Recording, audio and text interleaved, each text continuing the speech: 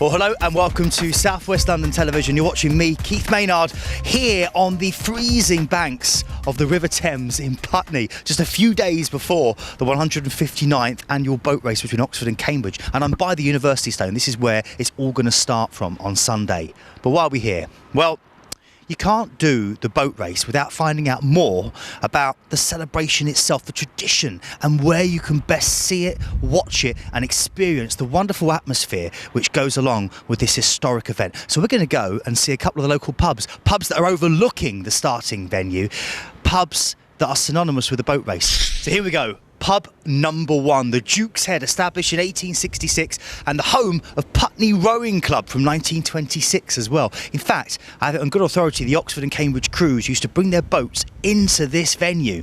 It's a fantastic location, just overlooking the river and the starting place. And we're going to go and chat to Damon, who's the general manager, and find out more about what they're offering on the particular day of the boat race.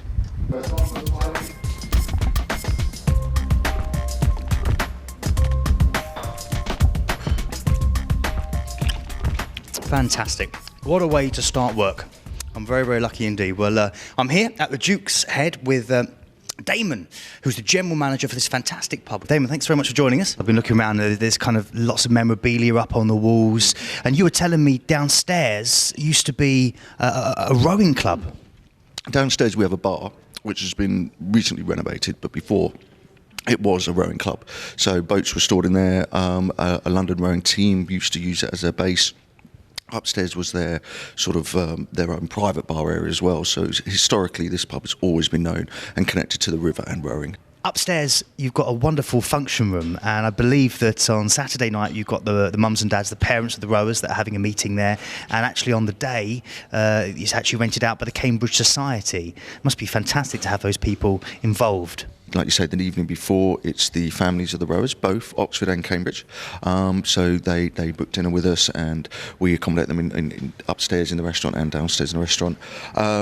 And then the next day, it's the Cambridge Society. Some of those guys rowed in the race 20, 30 years ago. You know, there's different generations that have all been involved. They are all Cambridge upstairs. So very, you know, the blue is there for those. I go on camera and say I'm a Cambridge man, personally. Do you, as a pub, do you support one or the other, or do you have to remain unbiased? As a pub, unbiased, totally. But as an individual, I'm a Cambridge man as well. Yeah, Cambridge have got it on good form and they're going to get it this year again. The race kicks off this year 4:30. So our sort of party starts from 5 o'clock. We're open from 11, serving food and breakfasts, and we have the outdoor kitchens, the pop-up bars, the live bands, the live DJs. A purpose-built stage is built in the restaurant overlooking the river, so it's a beautiful location. And the bands kick off the moment the race finishes. When you go downstairs to the rowing club, which is our sort of late night bar, sort of quite a cool burlesque sort of style bar. Down there we have the DJs, they start playing and they'll play all the way through. So you get two feels, two different styles, all within one building. So. Okay, just to round things up for us, one word to describe the boat race day itself, this Sunday, the 31st, one word to describe the whole event in the Duke's Head. Epic. I'm not propping up the bar yet, I promise, but I am, as you can see, being propped up by this rather lovely table outside the Star and Garter. That's right, we're on pub number 2, which is literally within shouting distance of the University Stone itself. We were just at the Duke's Head, which apparently is more of a light blue Cambridge area, and now we're in what I refer to as enemy territory. We're over in the dark blue area, where the supporters of Oxford may more gather, and we're going to find out more from a general manager, Nick, a wonderful man who's been looking after this venue now for a wee while. Let's go and find out more.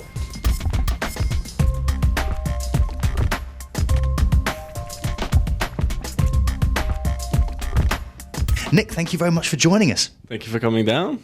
Well, it's great. I've got to say, you've got an absolutely beautiful venue here, and it's been around for over 100 years, I believe. That's right. It's a very old building. It's been here for a long time. We've got prime views of the river.